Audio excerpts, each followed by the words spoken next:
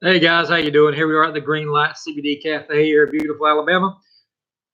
As I told you, I tried to do two of these today. So just got off of the blackberry bubblegum CBD hemp flower review. As you know, it was a great flower.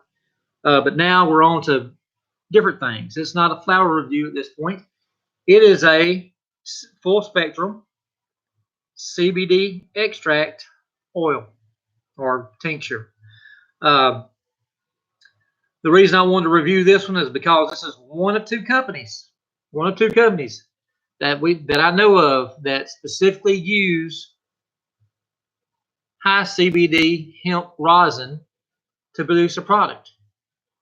Now you're probably going to ask that, well, why is there only two companies doing it? If it's that great, why isn't everybody doing it? And I'll tell you why. It's more expensive. Not that the product is more expensive, but it's more expensive to do this. It's less efficient, and I'll tell you why that is. Rosin is when you take the CBD flower after it's been cured. I mean, you can do it while it's fresh too, but for our purposes, we're going to talk about dried and cured flower. What they do is they take this flower and they put it in a filter bag, and they take that filter bag and put it in a press, and that press can exert as much as 1,000 pounds, 2 tons, whatever it may press. Down on this filter bag that has the flour in it, and what happens is that flour is compressed, and when it's compressed by these plates, the plates are heated up to around 230 degrees for this particular company. They heat the plates up to 230 degrees, and they press, and they hold it for a specific amount of time that allows the pressure and the heat to liquefy the trichomes of the hemp flour and allow it to run out. And as it runs out, it goes through this filter bag, which keeps the organic part still in. Still the flour that you want to keep out of your oil. It comes out. Then they take this rosin, as it's called at that point, and they take it and they add it to MCT oil. MCT oil is multi-chain triglyceride. It's a fractionated coconut oil. Very good for you, very healthy. You've probably heard about it as far as people who use it to vape with. Also, a lot of people will cut CBD oil or THC oil for cartridges with this. Don't get it twisted with vitamin E acetate. MCT oil is considered safe and I would say not healthy for you. I mean, anytime you take something to your body, it's not healthy, but it's safe. Vitamin E acetate is what you don't want to have in that vape, along with the MCT oil or the THC distillate or the CBD distillate. So anyway, we'll get away from that. We're talking about tinctures. As you can see, I'm blasting through this. There's only this much left. This is a 3,000 milligram that I use for my personal, and I'll go between 3,000 and 5,000 milligrams. But anyway, getting back to it, that rosin is taken and it's put in MCT oil. It's heated slightly for it to intermingle and mix, bind together. At that point, it's then introduced, into varying degrees into other MCT oil to give you your 1,000 through 5,000 milligrams, based on a 30 milliliter bottle that I have here. So like I say, this was a 3,000 milligrams. So this probably, I wouldn't know exactly how many milligrams or how many grams of rosin is actually in here. But I do know that the CBD content is over the entire bottle is a total of 3,000 milligrams at the minimum. It could be more, but it's at the minimum. So the reason I say that I only use rosin, there's only two companies. See, this is a very inefficient way because everybody else out there beside these two companies, this one and the other company here in the United States, rosin is very inefficient. You don't get a whole lot of rosin out. You may out of just say if we do 7 grams, 10 grams press, and that press gives us back 15% return. So 10 grams of flour would give you a little over 1 gram of rosin back. So you can see how it's very inefficient compared to other extraction methods. And when I say other extraction methods, I mean like taking ethanol. There's ethanol extraction, there's CO2 extraction, and all those are very efficient. Although there's drawbacks, and when I say drawbacks, there's what we call residual contaminants from solvents still within the extract.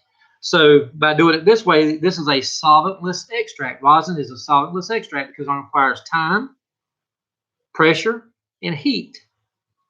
Nothing else. Now the carrier is MCT oil, but it's not. MCT oil is not a solvent for this per se. So there's no extra residual solvents or anything. There's no residual ethanol or anything else that you can, butane, whatever that people use to do extractions. Now, by doing it this way, you preserve a lot of the natural terpenes and stuff that ethanol and CO2 strips away. Because terpenes, if you're adding, a lot of times terpenes are reintroduced in other products that have been used for ethanol extraction or other extraction methods. On this, you get basically what what nature intended. As far as the flour, you get the most natural product you can get. It being the MCT oil, fractionated coconut oil. So anyway, here we are at a very pure product. I love it. I use it 3 times a day. I use it morning as soon as I get up. I use it midday, and I use it about an hour before I go to bed. And man, between that, of course, I do. I smoke. I'll hit a pre-roll here and there. I vape throughout the day. So, like I say, very clean, very, very good product. The purity, it's it's there. I can't say enough about it. And you'll say, well, what does it taste like? Well, tastes like the flour, whichever flour you press. Say this was Suver Haze or Hawaiian Haze or Lifter, Electra, whatever it may be. And a lot of times they'll actually tell us what this is from. I think this particular run was from Super Haze. So most of this that we have in right now is actually the rosin was produced from Super Haze. Super Haze is one of those that have a high terpene level, and you get a good return on rosin pressing. So that is one of them that I know that they use quite a bit. So Super Haze is one of the ones. Of course, we get the COA and we see what the levels are. We know what's going on. But anyway, I like using this because say I'm having a panic attack or I'm feeling I feel anxiety building up. I'll smoke a quick pre-roll, maybe 4 or 5 puffs, just to kind of hit it, because it's pre-roll by vaping or smoking, it hits you quicker because it bypasses the gut. So you get a quicker 4 or 5 pulls, and you'll start feeling a little bit up through your sinuses and behind your eyes, or at least I do. With this, it's a little more long game. So I'll take a spin under my tongue. I'll hold it for 90 seconds, sometimes more. Maybe switch around a little bit. I like to get that absorption, and I'll swallow the rest. And I notice in about 40 minutes to an hour after I ingest it, I can start to feel the effects. But now, whereas the effects from the flour last me a couple of hours, this right here, I tend to feel the effects over about a 4-hour period, sometimes a little longer. So that's why I use it about every 4 or 5 hours. So I use it 3 times a day. Excuse me. And I find it to be very effective on the long game. If I need something quick acting, I'm gonna vape or I'm gonna pre-roll. But this right here, this is in my arsenal, my war chest. This is in my war chest every day. I wage war against PTSD, fibromyalgia, a bad hip that's about to be replaced, two budging slip discs, nerve problem. Getting old, guys, got beat up. I was in a couple different wars, and one conflict and one war, and got pretty beat up. So this is what I do to medicate: drops, pre-rolls or flour, vape.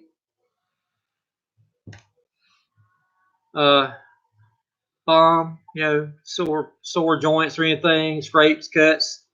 I use a CBD balm, guys.